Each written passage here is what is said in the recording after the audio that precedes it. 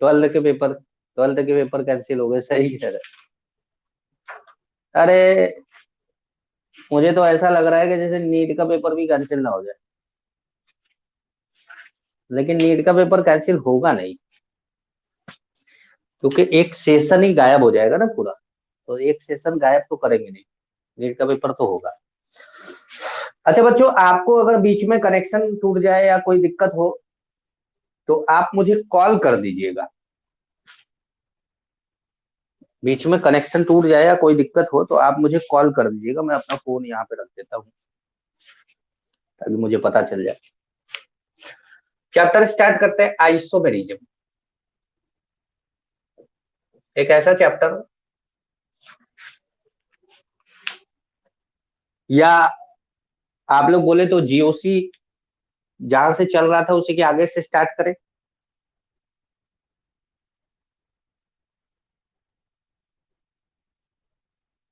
क्या बोलते हो?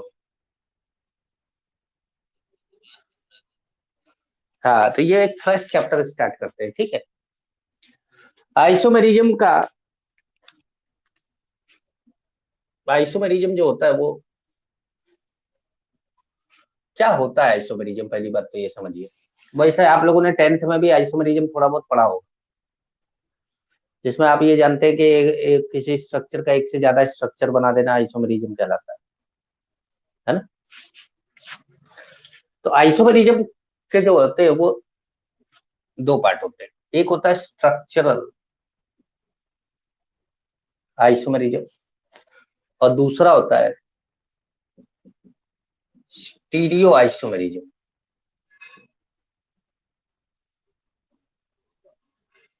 दो पार्ट होते हैं, एक स्ट्रक्चरल होता है, एक स्टीरियो होता है।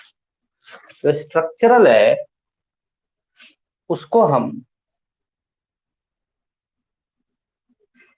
5 पार्ट में डिवाइड करते हैं। Chain, position, functional. अच्छा, फंक्शनल में रिंग चेन भी आता है।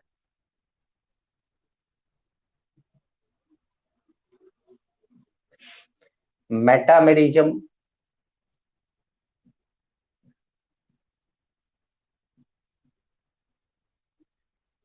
और टोटोमेरिज्म।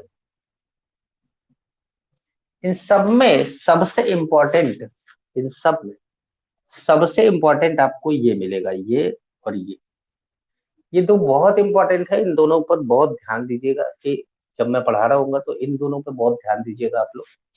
वैसे तो आपको सारा ही जानना है बहुत ठीक से, पर ये दोनों का थोड़ा क्वेश्चन कॉम्प्लिकेटेड होता है। स्टीरियो में दो पार्ट होता है। एक होता है कन्फिग्यूरेशनल, और एक होता है कन्फर्मेशनल।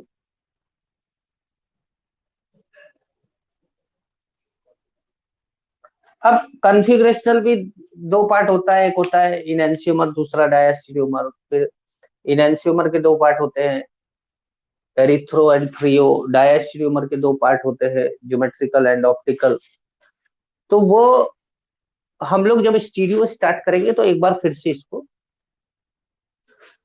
से इसको डिवाइड करके बता देंगे, ठीक है। अभी आप ये जानिए कि हमको स्टार्ट स्टार्ट करना है स्ट्रक्चरल आइसोमेरिज्म। पहले ये बना लीजिएगा आप लोग, ये बना लीजिएगा, बना लीजिएगा तो मुझे बता भी दीजिएगा।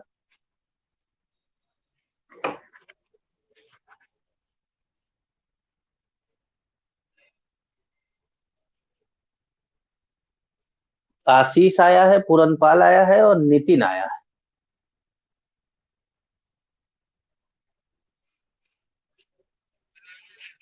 बना लिया, ठीक है।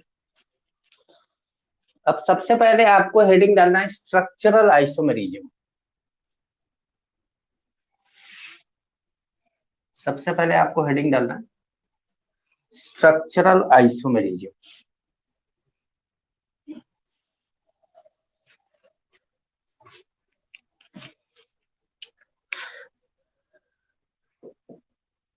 स्ट्रक्चरल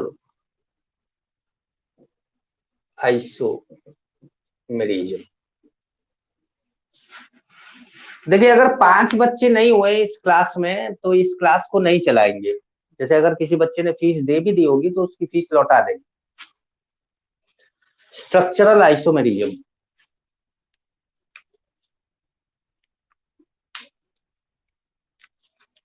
स्ट्रक्चरल आइसोमेरिज्म को एक और नाम बोलते हैं कंस्टिट्यूशनल आइसोमेरिज्म।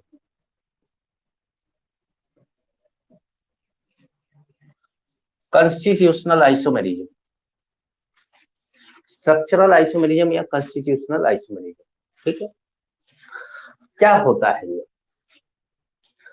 तो इसके बारे में आप लिखेंगे व्हेन, मेरे बोलने के साथ भी लिख सकते हैं, लिखकर लिखा हुआ देखकर भी लिख सकते हैं। व्हेन टू और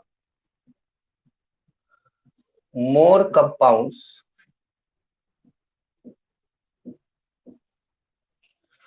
when two or more compounds have same molecular formula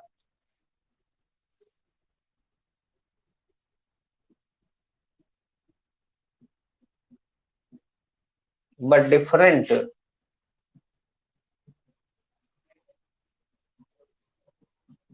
structural formula, bracket में लिखिएगा IUPAC name.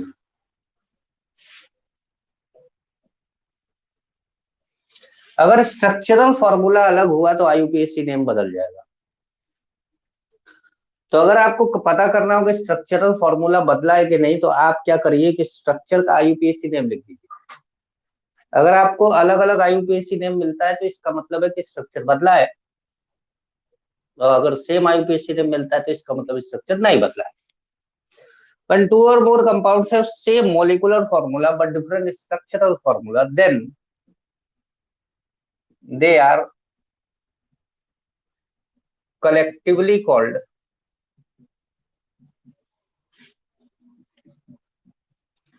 structural isomer। Structural isomers. तब उनको क्या कहा जाता है? स्ट्रक्चरल आइसोमर्स बोला जाता है।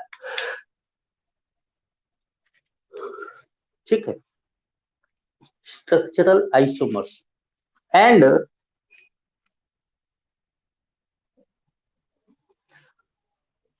The process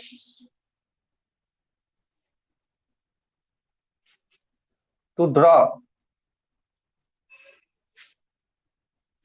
and the process to make different structure is known as structural isomerism।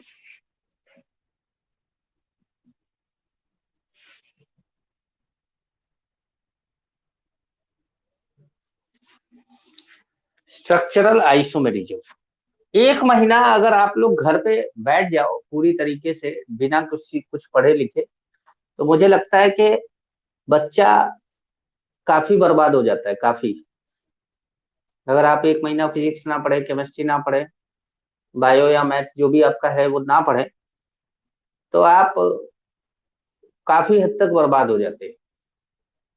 गर्मी की छुट्टी में आपने अक्सर ऐसा देखा होगा कि गर्मी की छुट्टी खत्म होने के बाद कई बच्चों को पेन पकड़ने में दिक्कत होती है, या जैसी राइटिंग उनकी पहले चल रही थी वैसी राइटिंग पहले दिन नहीं बन पाती है। क्या आपने ऐसा महसूस किया है?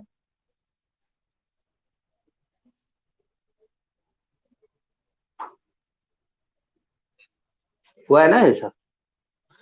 तो ये अब आप सोचो कि लिखने की आदत गायब हो गई, और अगर पढ़ा नहीं तो फिर तो पढ़ने की भी आदत गायब हो जाती है। तो छुट्टियां एक ऐसा, छुट्टियां ये होता है कि भाई छुट्टियां एंजॉय करने के लिए होती है, पर इस समय कोरोना में तुम किसके यहाँ एंजॉय कर लोगे जाके? कोई तुम्हें आने नहीं देगा। तो ये लिख लिया आप लोगों ने?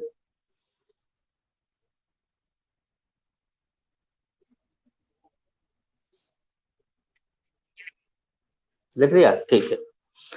तो जब दो या दो से कंपाउंड हो और सबके मॉलिक्यूलर फॉर्मूला सेम हो लेकिन स्ट्रक्चर अलग अलग हो, तो स्ट्रक्चर अलग होने की पहचान क्या है? कि उनका यूपीएससी नेम अलग हो जाए। तो उन सभी कंपाउंड को आपस में एक दूसरे का स्ट्रक्चरल आइसोमर बोला जाता है। और ऐसी बहुत सी रिएक्शन है जिसमें ऐसी बहुत सी रिएक्शन है जिसमें दो या दो से ज्यादा तरह के आइसोमर बनते हैं, तो उसको हम आइसोमरिज्म बोलते हैं। या बोल सकते हैं process to make different structure is known as isomerism या स्ट्रक्चरल आइसोमरिज्म। अब स्ट्रक्चरल आइसोमरिज्म का एक नाम और है, क्या है? Constitutional isomerism. ये बात ध्यान रखिएगा, कई बार क्या होता है कि किताबों में कॉन्स्टिट्यूशनल आइसोमरिज्म दे देता है, बच्चा सोचता है मुझे तो पढ़ाया नहीं गया। वो स्ट्रक्चरल सुन के आता है, कॉन्स्टिट्यूशनल सुना नहीं होता, तो उसको लगता है कि ये मुझे नहीं पढ़ाया गया। अब जैसे स्ट्रक्चरल का मैं कुछ एग्जाम्पल दूंगा। एग्जाम्पल, पहला एग्जाम्पल, जैसे मैंने लिया C5H12, C5H12 ले लिया। तो C5H12 मॉलिक्यूलर फॉर्मूला है और इसका स्ट्रक्चर मैंने बनाया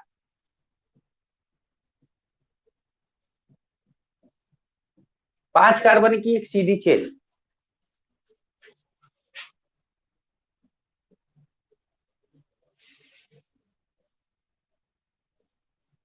या 4 कार्बन की चेन और एक ब्रांचिंग,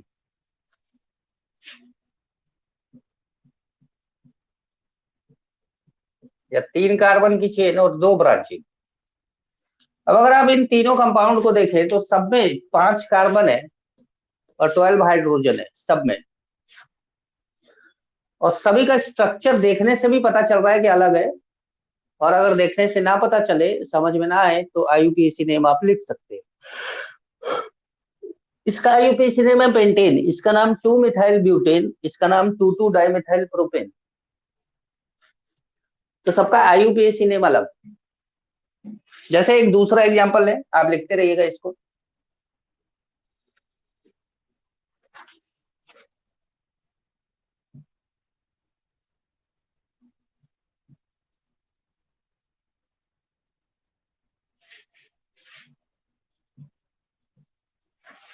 C3H7Cl।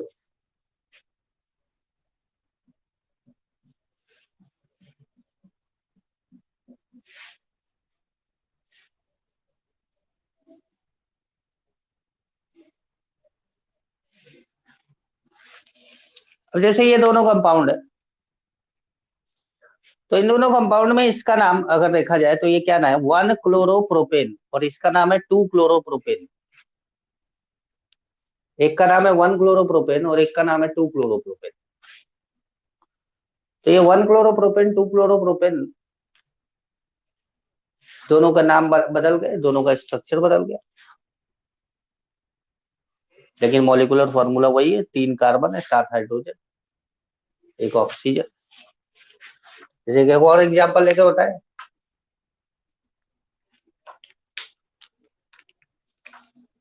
मान लीजिए आपके पास है C2H6O और आपने स्ट्रक्चर बनाया CH3CH2।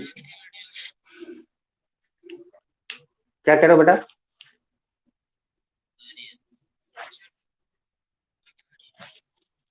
अच्छा, वो मुझे लगता है ना कि आप जैसे किसी के यहाँ पर नेटवर्क की प्रॉब्लम होगी तो उसके यहाँ पर इस तरह की कोई दिक्कत आ सकती है। जिसके यहाँ पर नेटवर्क की थोड़ी बहुत प्रॉब्लम होगी उसके यहाँ पर ये दिक्कत आ सकती है, इसीलिए तो मैं रिकॉर्ड कर देता हूँ क्लासों को।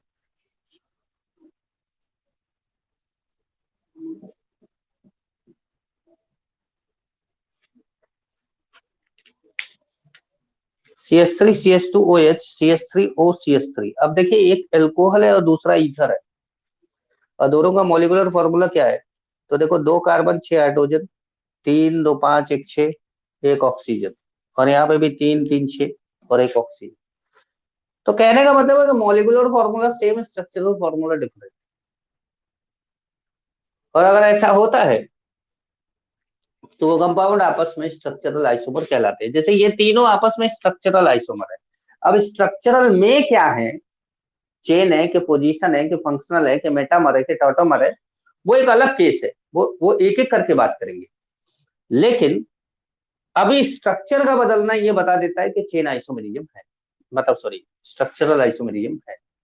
ठीक है, मिटा दे इसको।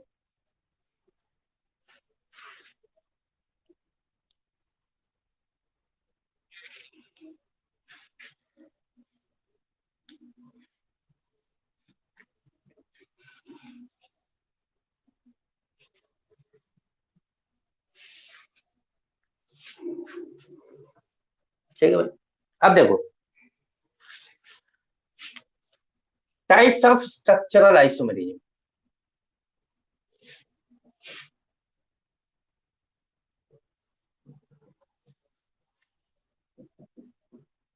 टाइप्स ऑफ स्ट्रक्चरल आइसोमेरिज्म, तो सबसे पहला है चेन। चेन के कई नाम है। चेन का नाम है न्यूक्लियर, स्केलेटल,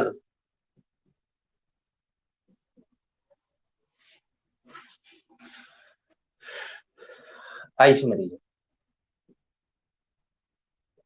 तो कभी मान लीजिएगा आपको चेन आइसोमेरिज्म ना देकर न्यूक्लियर आइसोमेरिज्म दे, तो आप ये समझ जाइए कि वो चेन की ही बात कर रहा है, क्योंकि हमने सुना चेन है, लेकिन क्वेश्चन ऐसा दे देता है कि हमें लगता है कि हमने पढ़ा ही नहीं है। तो अब इसमें क्या होगा, इसमें क्या होगा? तो पहली बात तो ये है कि ये पहले पूरी तरीके से एग्री होगा स्ट्रक्चरल आइसोमेरिज्म की डेफिनेशन से। अब वो क्या था? Molecular formula same, structural formula different. लेकिन स्ट्रक्चरल फॉर्मूला डिफरेंट हुआ तो क्या कारण है? तो कारण 5 है।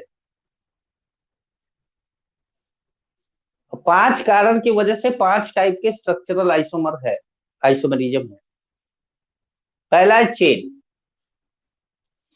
मतलब कार्बन के जो लॉन्गेस्ट चेन है उसमें कार्बन की संख्या, कार्बन के नंबर का बदल जाना, वो हो जाएगा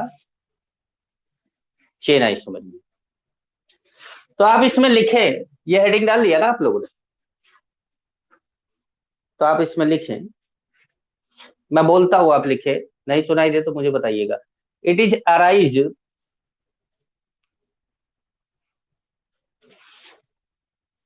it is arise due to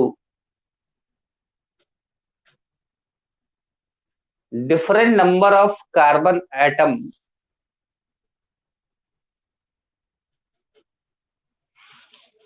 different number of carbon atom in longest chain of different number of carbon atom in longest chain of molecule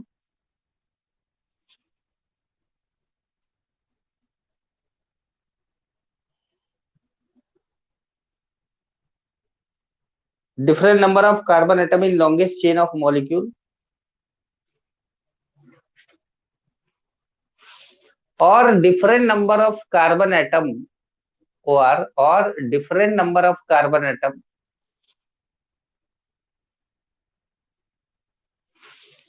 in side chain of compound, in side chain of compound। और side chain में carbon का number बदल जाए या longest chain में बदल जाए तो उनको बोला जाएगा चेन आइसोमेरिज्म। जैसे मान लीजिए कि आपके पास एग्जांपल लेते हैं, थोड़ी देर पहले ये एग्जांपल लिया था जैसे C5 है, H12 है, ये एग्जाम्पल अभी हमने किया था। तो अब हम इसको खाली ऐसे दिखा दें, ये 5 कार्बन की सीधी चेन है। तो जब भी आप चेन बनाएं, तो जितने कार्बन की चेन आप बना चुके हैं उतने कार्बन की चेन दोबारा ना बनाए, चेन आइसोमेरिज्म के। जैसे 5 कार्बन की आपने एक चेन बना दी, तो आप 5 की दोबारा नहीं बना सकते, अब आप 4 की बनाएंगे। अब 4 की बनाने के बाद जैसे आपने एक यहाँ लगा दिया तो, अब आप बोलोगे सर यहाँ भी तो लगा सकते हैं। तो देखो ये वाला तो यही हो गया, ये ऐसे हो गया ना, तो आपको लगाना होगा यहाँ पे।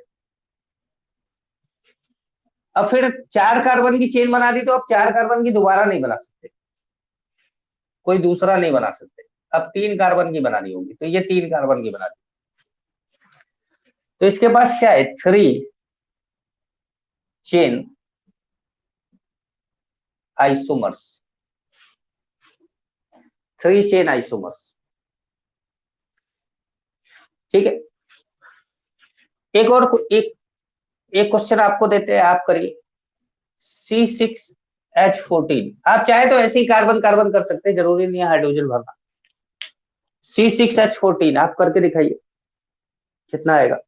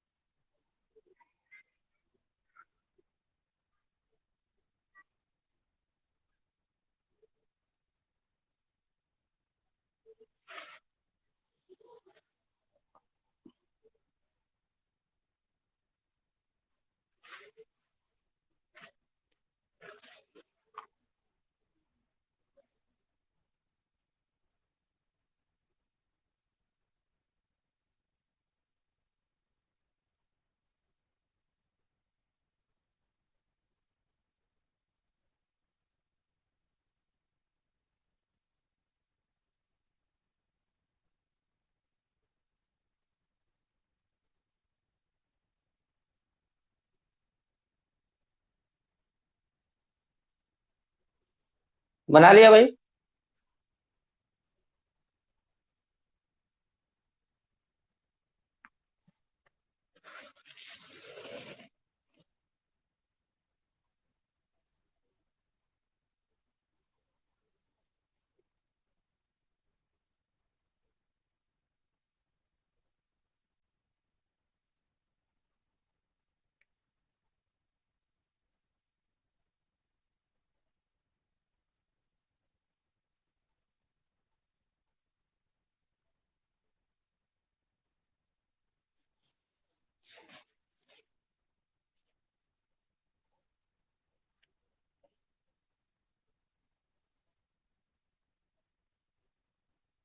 बना लेना तो बता देना।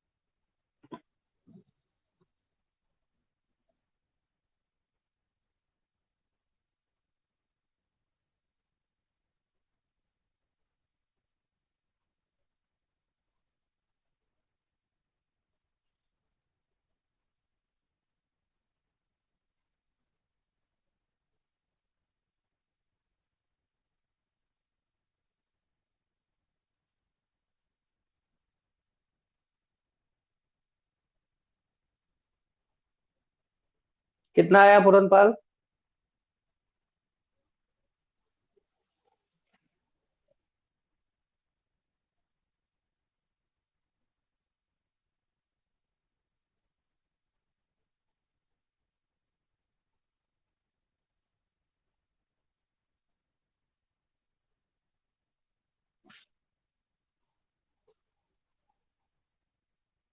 क्या मैं बताऊं? 7 आ रहे, 7 आ रहे। चलो, चलो मैं दिखाता हूँ, देखो ध्यान से देखो। 6 कार्बन की एक चेन बनाई आपने,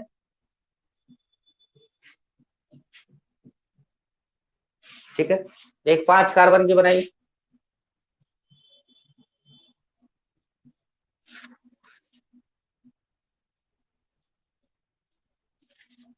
एक 4 कार्बन की बनाई, 3 की बनाई। अब बताओ इसके अलावा क्या बनाया आपने?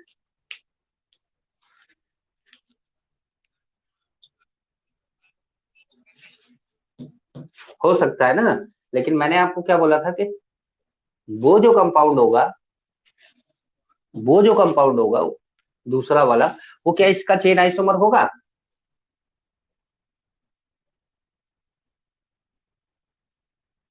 वह उसमें भी 5 कार्बन की चेन, इसमें भी 5 कार्बन की चेन। तो मैंने आपको क्या बोला कि एक एक मतलब अगर आपने 5 कार्बन की चेन एक बार बना दी तो दोबारा मत बनाइए। क्योंकि आप अच्छा नाम लिख के देखिए, जो आपने लिखा है उसका नाम, जैसे मैंने ये लिखा है, इसका नाम क्या है? 2 मेथाइल पेंटेन। और जो आपने बनाया है उसका नाम क्या है? 3 मेथाइल पेंटेन, है कि नहीं? तो अब 2 मेथाइल और 3 मेथाइल में क्या बदला?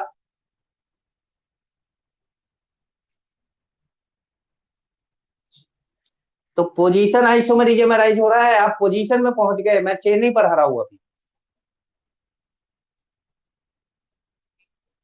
समझ गए कितना आंसर आएगा? ओनली 3।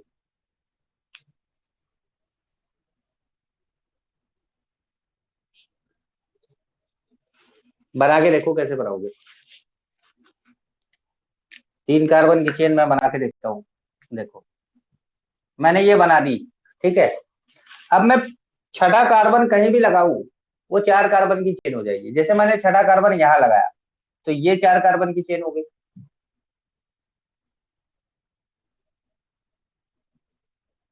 समझ रहे हो?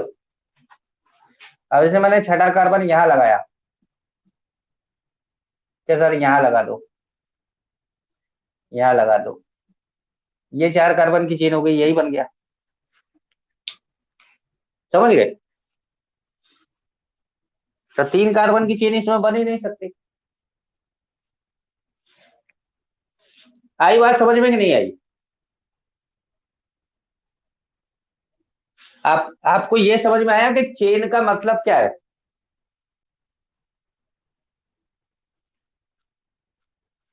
चेन में चेन बनानी है, क्या नहीं बनाना है?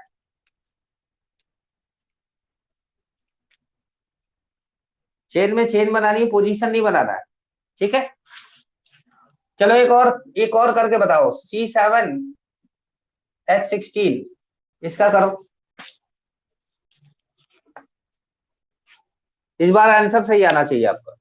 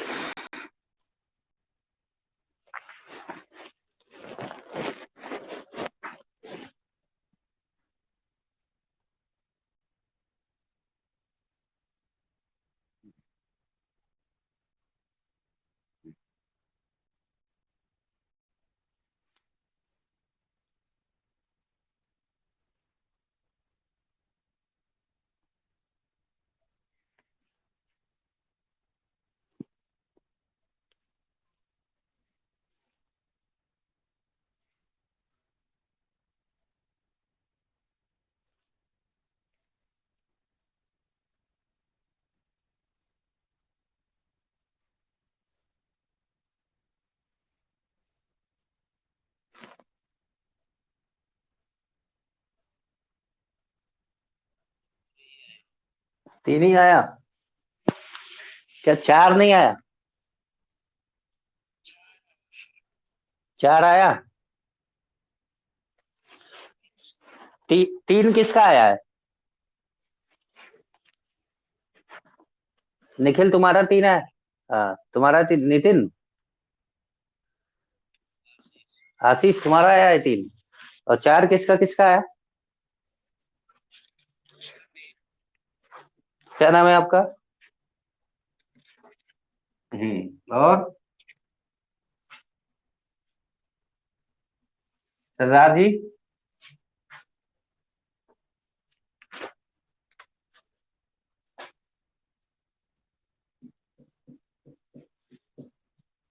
देखो 7 कार्बन की चेन बना दी।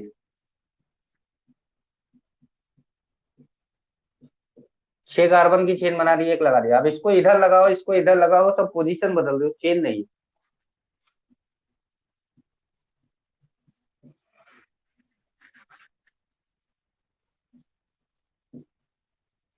दो कार्बन लगा दिया। 4 कार्बन की चेन ये बना दी। तो इसका मतलब है कि देखो 4 कार्बन की चेन, 5 कार्बन की चेन, 6 कार्बन की चेन, 7 कार्बन की चेन। कितना आंसर आया इसका?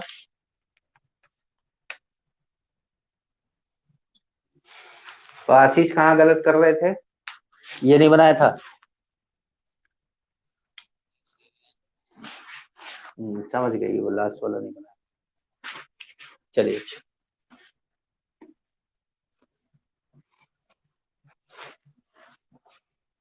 एक स्ट्रक्चर मैं आपको बना के दिखाता हूँ।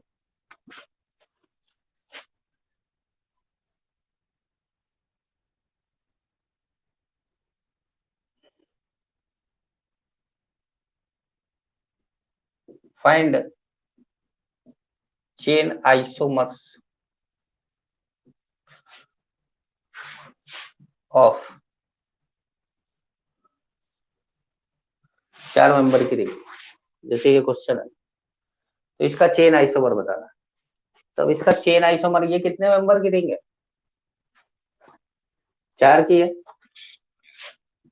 तो आप क्या बना सकते हो? एक तो 4 मेंबर की रिंग है, और एक क्या बना सकते हो आप? 3 मेंबर की रिंग बनाकर एक कार्बन लगा दो। अब आप देख लो कि क्या आपको अगर कंफ्यूजन हो कि सर मॉलिक्यूलर फॉर्मूला सेम होगा कि नहीं, तो आप देख लो, गिन लो। ये क्या है? सी एस टू क्या हो गया? C4H8। ये क्या है? देखो CH2 CH2 CH, CH2 CH2 CH, ये भी हो गया C4H8। तो ये दोनों एक दूसरे की क्या है? चेन आइसोमर है। तो इसका कितना चेन आइसोमर मिला आपको? 2। एक नहीं बोलना है। ये नहीं कि सर एक तो ये है, एक ये हो गया, तो ये इसका तो एक ही मिला। नहीं, एक आइसोमर का भी नहीं होता। जैसे मान लो कि तुम अपने मम्मी पापा के अकेले बेटे हो, और तुमसे कोई पूछे कि तुम कितने भाई हो, तो क्या बोलोगे?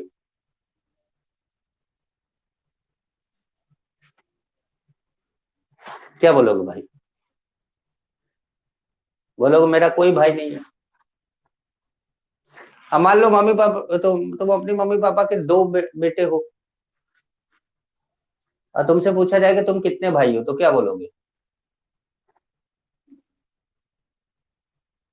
बोलो। नालायक को, सोशल सोशल साइंस तो पढ़ी होगी।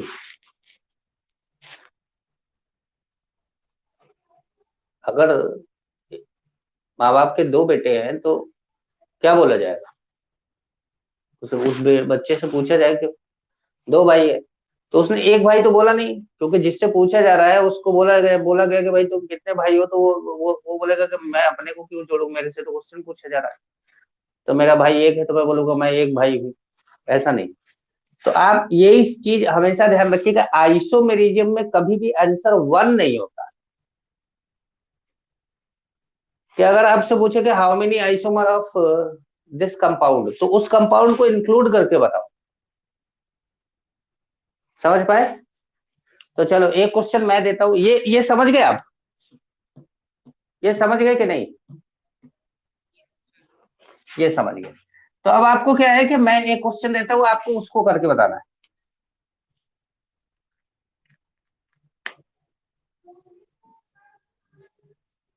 अब 5 मेंबर गिरेंगे, बताओ।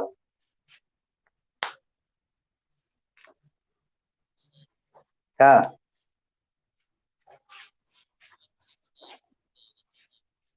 C2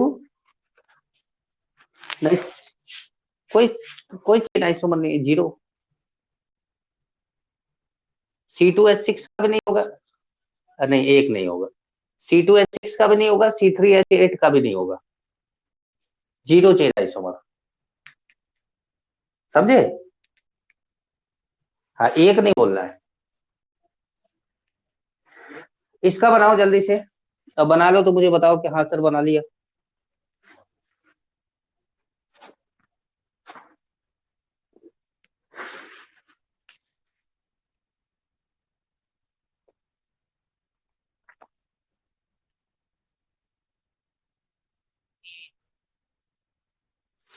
तीन बना।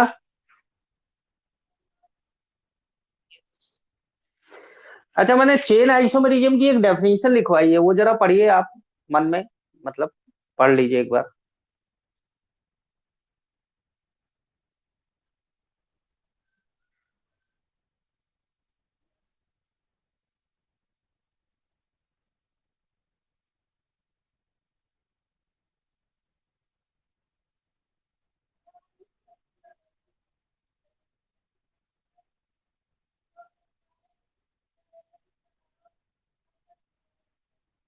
पढ़ लिया?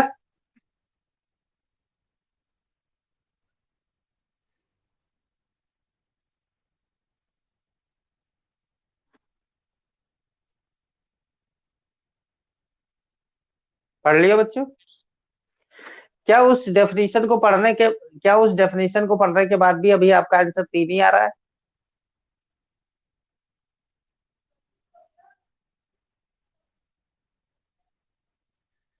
क्या पूरी डेफिनेशन को ध्यान से पढ़ा आपने?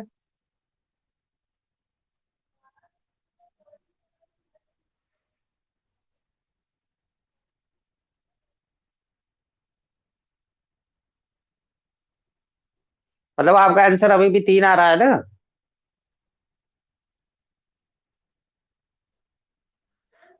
बोलो यस सर।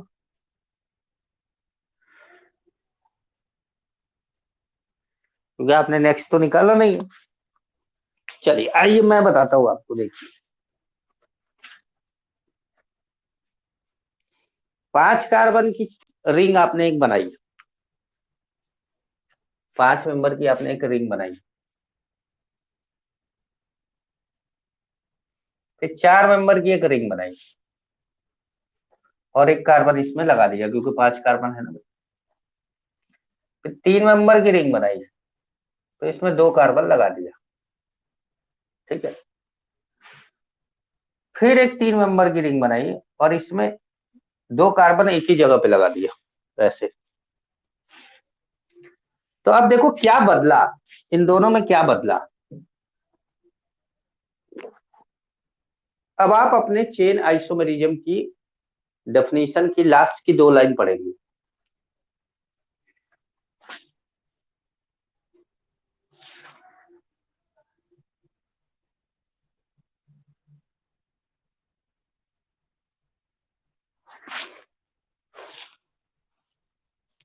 पढ़ लिया?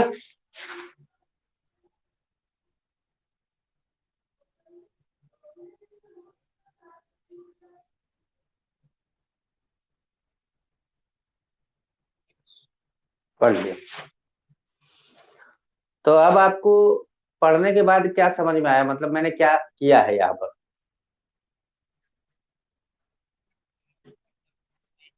साइड चेन बदला है, बिल्कुल सही बात। देखो यहाँ साइड चेन में कितना एटम है? एक। साइड चेन में कितना है? एक।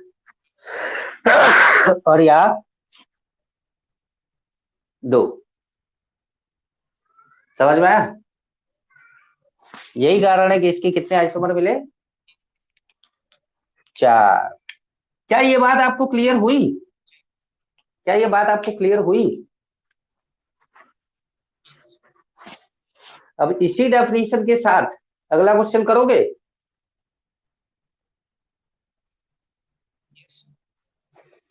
चलो तो 6 मेंबर की रिंग बना लो आप।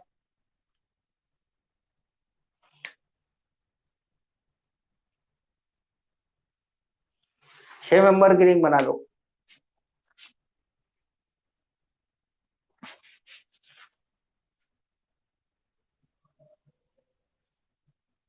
बताओ कितने चेन आइसोमर मिलेंगे?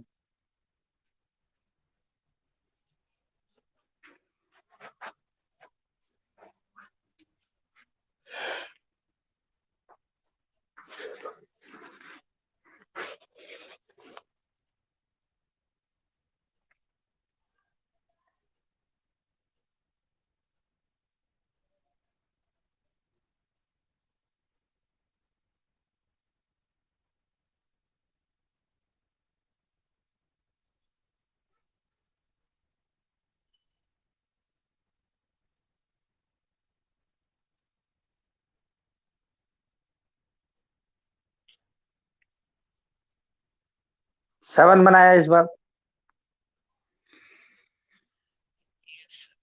अच्छा, तो एक तो 6 मेंबर वाली बनाई, एक 5 मेंबर वाली बनाई, 4 मेंबर वाली में कितनी बनाई? Very good. 3 मेंबर वाले में कितनी बनाई? 3। वेरी गुड, बिल्कुल सही बनाया है आप लोगों ने,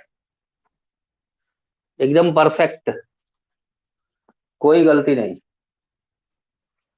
बस ये देख लेते हैं कि क्या क्या बनाया है। एक 6 मेंबर की रिंग बनाई आपने, एक 5 मेंबर की रिंग बनाई, उसमें चेन लगा दिया। एक 4 मेंबर की रिंग बनाई, जिसमें आपने दो ऐसे लगाया, और ऐसे ही एक 4 मेंबर की रिंग बनाई, इसमें आपने एक ऐसे लगा दिया। क्या यही किया है? अब आपने एक 3 मेंबर की रिंग बनाई, इसमें आपने 3 मिथाइल ग्रुप लगा दिया। फिर आपने एक 3 मेंबर की रिंग बनाई, इसमें आपने एक मिथाइल और एक इथाइल लगा दिया। फिर आपने एक 3 मेंबर की रिंग बनाई, जिसमें आपने एक, दो, तीन ऐसे बना दिया। क्या यही किया है आपने?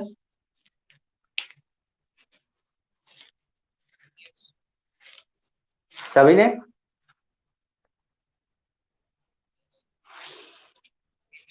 तो यार बहुत जबरदस्त सीखे तुम लोग, क्योंकि इस तरह के क्वेश्चन को नहीं कर पाता है बच्चा जल्दी।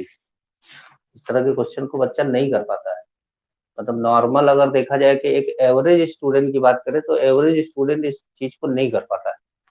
ये बहुत अच्छी चीज है, आप लोगों ने बहुत बढ़िया इसको किया। तो चलिए, आपको मेरे ख्याल से चेन बहुत अच्छी तरीके से समझ में आ गया, जिसमें आप पोजीशन नहीं घुसाएंगे। मानते हो ये बात? ठीक है। तो अब अगली हेडिंग हम लोग डालेंगे पोजीशन आइसोमरिज्म, लेकिन नेक्स्ट क्लास में करेंगे, क्योंकि अभी ये आज का डेमो वाला क्लास था। तो अब जैसे बहुत ज्यादा पढ़ा देंगे तो फिर अगली क्लास में दिक्कत होगी बच्चों को। तो हम लोग पोजीशन वाली क्लास को अगली क्लास से स्टार्ट करेंगे, जब इनरोलमेंट सबका हो जाएगा तब स्टार्ट करेंगे। ठीक है। और जो भी बच्चा एनरोल करता है वो मुझे स्क्रीनशॉट मेरे व्हाट्सएप नंबर पे जरूर भेजे कि मैंने ये फी पे करी है, ये फोन पे से पे करा है या गूगल पे से पे करा है, चाहे जैसे पे करा है। मतलब आप यही तीनों में से एक, दूसरे नंबर से मतलब? हाँ हाँ, किसी के भी नंबर से। मतलब आप अपने मम्मी पापा किसी के भी नंबर से पे कर सकते हैं। मुझे तो केवल स्क्रीनशॉट आप भेजेंगे, वो आप चाहे किसी के भी नंबर से भेजे। हाँ।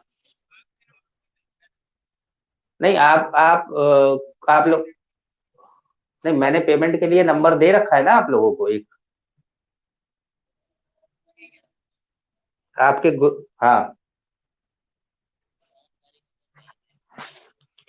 7 तारीख को पेमेंट यार, जो है ऐसे जैसे मान लो कि जो है तुम अगर एक एक अगर एक्सेप्शनल केस हो, तो भाई अगर तुम पेमेंट, मैं 5 बच्चों को पढ़ाना स्टार्ट करूँ, तुम भी पढ़ रहे हो, उसमें 5वां बच्चा तुम ही हो, और मान लो तुम 7 तारीख तक के बाद जो है पेमेंट ना दो और तुम चले जाओ कि भाई सर हमको नहीं समझ में आ रहा है क्लास में, भाई एक तरीका ये भी तो है बोलने का कि सर हमको नहीं समझ में आ रहा, तो फिर बच्चे 4 रह जाएंगे। तो अगर आप ये कमिटमेंट करते हैं कि नहीं सर हम रहेंगे, तो फिर मैं जो है एग्री करता हूँ इस बात से। ठीक है, तो फिर आप 7 तारीख तक पेमेंट कर दीजिएगा। ठीक है, बाकी लोग पेमेंट स्टार्ट करिए करिए उसको। ठीक है, कल की क्लास आप लोगों की वही टाइम पर होगी। नहीं नहीं, एक्चुअली एक्चुअली 9 बजे से लेके 10 बजे तक जो क्लास हो रही है वो 12th की क्लास हो रही है। ठीक है, तो आपकी 10 बजे तुरंत स्टार्ट नहीं हो पा रही है, क्योंकि फिर आ, तो हम लोग उसको 15 मिनट का गैप कर देते हैं, मतलब 10-15 कर देते हैं, 10-15 से स्टार्ट होगी। ठीक है, हाँ, 10-15 से स्टार्ट होगी, मतलब 10:15 से 11:15 चलेगी। ठीक है, चलो नमस्कार बच्चों। फिजिकल, इनऑर्गेनिक फिजिकल सब पढ़ाएंगे आप। अब उसमें क्या है कि अगर आप सेम टाइमिंग पे इनऑर्गेनिक भी पढ़ना चाहते हैं, तब तो आपको नई क्लास ज्वाइन करनी पड़ेगी। और इसी क्लास में पढ़ना चाहते हैं तो ऑर्गेनिक जैसे चैप्टर चलेगा भाई, अगला चैप्टर आएगा तो अगला चैप्टर पढ़ा जाएगा। समझ गए? हाँ, मैं फिजिकल, ऑर्गेनिक, इनऑर्गेनिक तीनों पढ़ाता हूँ, और तीनों इक्वली इंटरेस्ट से पढ़ाता हूँ। वैसे तो मैंने तो वहां पर ऑर्गेनिक के लिए ज्वाइन किया था, क्योंकि वहां पे फिजिकल और इनऑर्गेनिक के टीचर पहले से थे। ठीक है बेटा, चलो ठीक है, चलो फिर कल मिलते हैं।